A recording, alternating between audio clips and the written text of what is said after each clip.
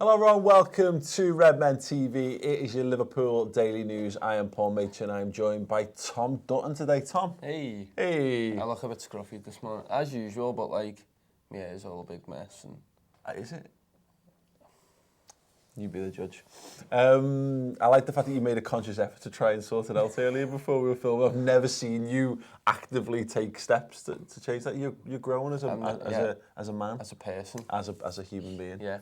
Glorious. It's not worked. Everyone in the comments tell me. Well, now that you've pointed out, there's no way you can escape getting slaughtered in the comments, but so be it. If you're joining us on the podcast forums as well, welcome. We've got some stuff to get through today. We've got two pieces of transfer rumour, relative degrees of veracity behind both of them, and two earth-shaking pieces of general football news as well, which we're going to come to in due course. Tom, because you had a good practice at pronouncing this guy's name before we started filming, why don't you deliver the first story for us? Silas Wamangituka is being fought upon by, what's the word? Liverpool, I should have read it. Liverpool and Barcelona and Braga are standing on top of Silas Wamangituka and having a scrap. Is that exactly? What That's exactly what this says, as you can see on screen. But reports in Portugal believe the 19-year-old who netted 11 goals last season is available for transfer as Paris look to cash in on their prized asset. Just to clarify, not like PSG, this is Paris FC. I did think it was PSG and then Red, actually, the top line. So he's been playing in League 2, which I don't get many calls to say on a daily basis. Very little known about this. As we say, they've knocked back an offer for €5 million, £5 million apparently already. But it looks like Liverpool are just kind of lining up some young lads. 19's an odd age for us to be going for this. This looks like complete nonsense. It strikes me that Braga probably are interested in this lad.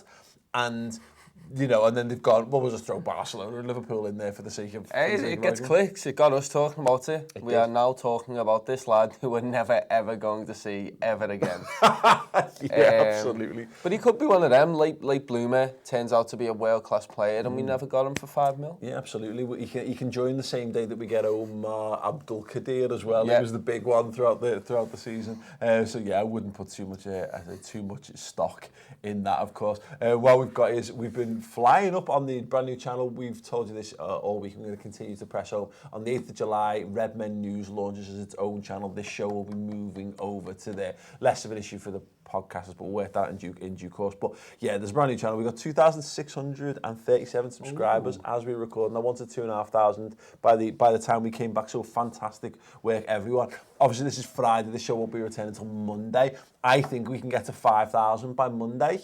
You think? I think so. I think it's a possibility. If you do, then I promise that when Tom's next on the show, he'll have properly brushed hair. How's that for a... Can we promise that? I don't know if that's a thing I can keep up.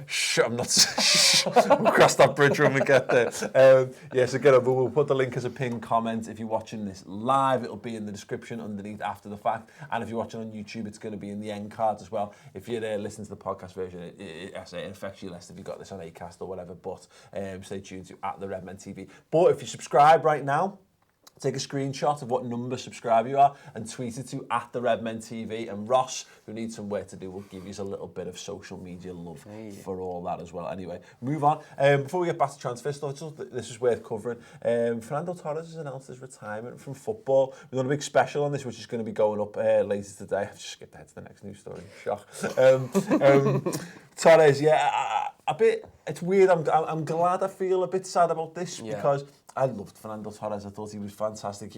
He was the last Liverpool player to break my heart, which means that you've always got a soft spot. It's like when you've got a girlfriend or a partner, and as much as you want to hate them, sometimes you do hate them, and you hate them forever, but sometimes you come back round into at least being able to, appreciate them for what they were and appreciate the good times, and that's where I'm at with Torres. Well, we spoke in depth, obviously, on the Reds transfer roundup, which is on the website. Go and check it out. But it was one of them where we spoke about our favourite moments, and there were so many of them where you're looking at like the 4-1 side was talking about the hat-tricks in his first season, but for me it was his partnership with Gerrard and two genuine world-class talents playing with each other and just scoring goals for fun. And it is nice that he's been able to come full circle, obviously, after coming back, going to Chelsea, and then going back to Atleti and just kind of making everyone like him again, because I don't like to not like footballers, you know what I mean? But unless they play for Man United. Or Real Madrid. Maybe I do like to not like players. Love to dislike players, but not players who've done brilliant things for them. Exactly, and it's just nice to see him kind of...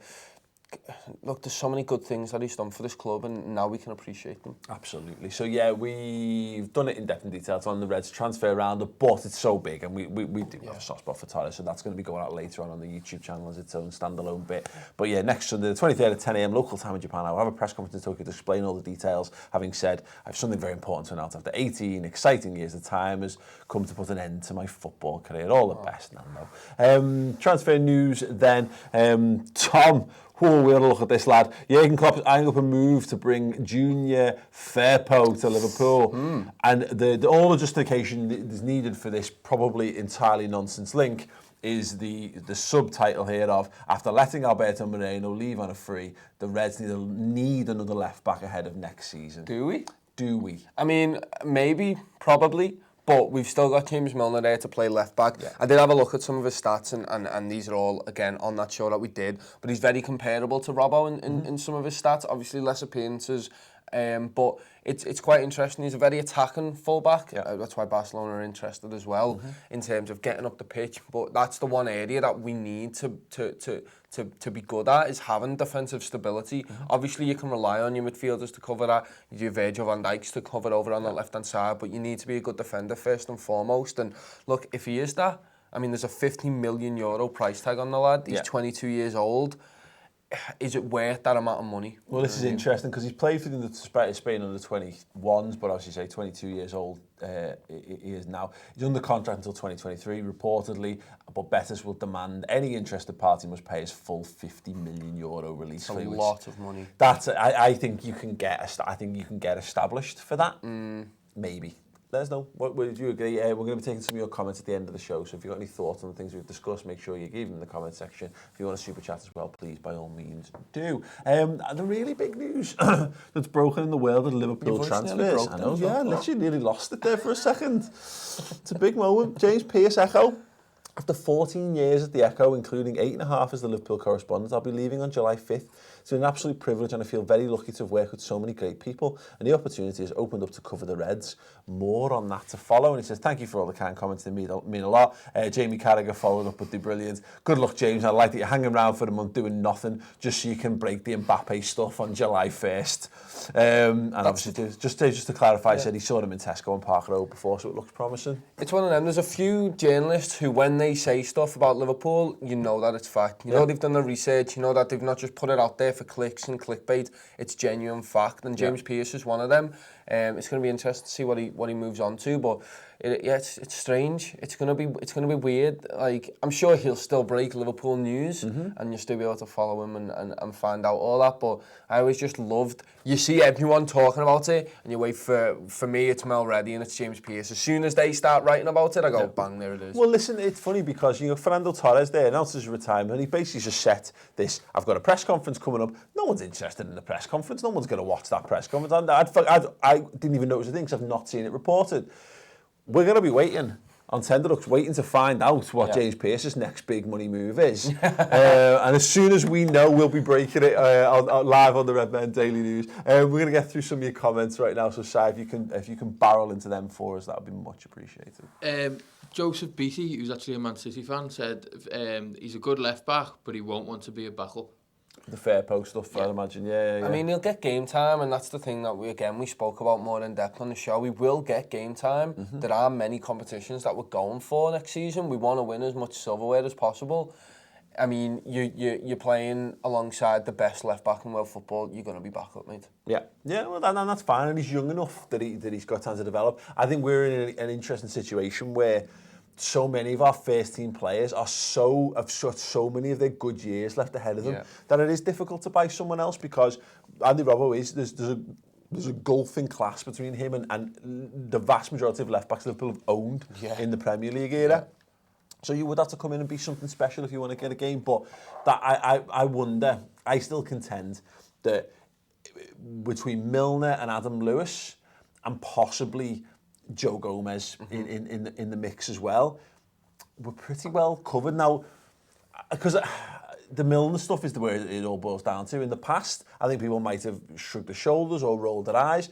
James Milner's been so good at fullback for us. Yeah. Look, Robbo goes off against Barcelona, and you wouldn't have known. Yeah. You wouldn't have known because James Milner was so good coming into that game. So I think we're okay. The only problem is James Milner's going to have to leave at some point. Yeah. And then do you want to then buy someone and bed them in that season? You still have Robbo, of course. But that's the thing. Is that you've got to find your games. Yeah. James Milner needs games. True, and I say maybe he doesn't. Maybe for you he doesn't, and maybe for me he doesn't. He does for me, by the way. But for Jurgen Klopp he does. Jurgen Klopp wants James Milner on that pitch, so he's got to pull games from places to get Milner games. I think next season, you go and spend 50 million quid on the next big. Because then you've done 2.5 flat-out seasons of Andy Robbo, and then you're ready to start to blood his understudy. But that's just my thoughts on it anyway. Dan the man says, Junior Firpo, why can't we get Senior Firpo? And then just a last note on Firpo, Kabani Hamana says, if Wan-Bissaka is worth 55 million, Junior Firpo is a steal of 45, sign competition for the squad and not backups.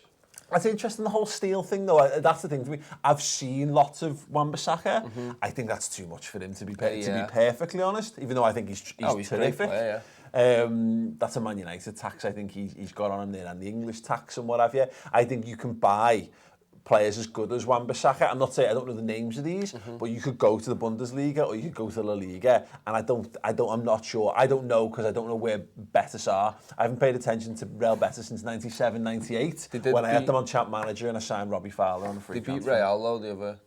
They beat Real, and that's a thing. Well, Real Madrid are shit, aren't they? No, yeah, they are terrible, but still, as long as you can do the attacking business, maybe we can cover the defence. We spoke about it again. You need to be able to do that final third stuff for Liverpool to have any chance of even getting in the team. Okay. We've got a super chat from DXSH Tempers. Thanks very much again. Every day. Says, do you think this Mbappe stuff is a whole joke, or do you think he genuinely wants to join? I would love him in our side, but we'd have a wage problem with other players more than an increase. He wants to join, defo, because we're the best team in the world. Why would he? He wants to join, but we can't afford him. Yeah, no, I think that's the reality of it. I've been saying this all week, and like De Ligt's going to play himself into exactly the same situation. He's going to go and sign, and like that Frankie De Jong and all that kind of stuff. Probably I don't know how old he is, so I shouldn't maybe have thrown him in there if he's a bit older. But De Ligt's going to go to somewhere as a teenager. He's going to end up on ludicrous money, and then if he doesn't then stay at that club, or he doesn't stay at Barcelona for his entire career, he's going to be in trouble because you then, how do you make the move? There's players that write themselves out of the potential of a Liverpool move. Liverpool were banging for Mbappe before he moved to PSG. But the second he went there and the second he took those wages, in the modern world, in the modern footballing world, where it's seen as a disrespect to take less money, if he wanted to play for Liverpool, he could take less money, and I'm sure Liverpool would be delighted to have him. But you're not going to blow Mo Salah's wage out the water, Sadio Mane's wage, Virgil van Dijk's wage, Alisson's wage. Why? For albeit one of the best talents on the planet. There's a pecking order to things. No, definitely. And look, I'd love to have him. I think if he swallows his pride and just goes, I want to play for this team, I'll take... Because he's going to have to go less than Van Dijk. You have to go less than Van Dijk, so it'd be like 180, let's say, on par, let's say. And then... Okay, fair enough. And then I think that shows a lot about the man himself. And you can go, okay, this fella wants to work for the team and that. But I think you're spot on. He's a great footballer. Like, if we brought him in, oh my God, what a team, what a squad we'd have. But I think you're right. What's the point in disrupting harmony? You saw actually Chamberlain took a pay cut. We incentivise the players to want to earn more. So we don't bring lads in on stupid wages. Look, Virgil van Dijk came from Southampton. He wasn't coming in as our top wage earner. It just wasn't going to happen. You need to have that, because we are motivated by money, even though you're motivated by glory and success. And you'd think there's a degree to which once you're earning over 100 grand a week, how much more money do you need? But your lifestyle fills whatever money that you earn, generally speaking. And someone turns around to you and goes, thank you very much. It's a reward. Thank you very much for all your hard work. There you go. There's a little bit more dough. Brilliant. Prime example, Lazar Markovic. Too much money, did nothing, and then didn't want to do any more because he knew he was getting the money. 50 grand a week to do fuck all. Whereas Bobby Firmino was incentivised on goals. Exactly. You know, his overall wage, his total wage, his normal wage, his base wage, I should say, was very low. but he got to bolster it with a ridiculous goal scoring bonus, and that's how you motivate players. So yeah, you don't undo everything. So I think Mbappe would have no problem signing for Liverpool because you're challenging for the Champions League and you're going to be challenging for silverware. Everything, and we're amongst the top. We're going to be in the top 4 favourites for the Champions League for the next 2 or 3 seasons, no matter what. Yeah. So you've got as much chance as any. But I just don't think. I think it's completely unrealistic because we're not going to break our wage structure and he's not going to drop his price. So that'll be that. Listen, do go over to the redmentv.com. You can see there we've got a whole bunch of amazing content. We're doing the Reds Transfer Roundup show on Mondays and Fridays, and the Summer Football show talking about general football stuff in the middle of there as well.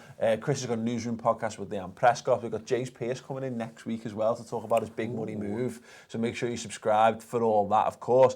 And yeah, we've got you covered. We've done Keep, Sell, Loan. We've done this, the Firpo stuff in much more depth and detail. That's going up this afternoon. So get over there. It's free for the first month, so sign up to the redmentv.com. See how you enjoy it all and get ready for another fantastic roller coaster of a season as well. As I say, I want 5,000 subscribers on the Redmen news channel as well, so go over and do that by clicking the link underneath or going to @the Redmen TV and all that kind of stuff. Or the front page of our YouTube channel, the link is right there for you. We'll be back with this show at 12:30 on Monday. See you there.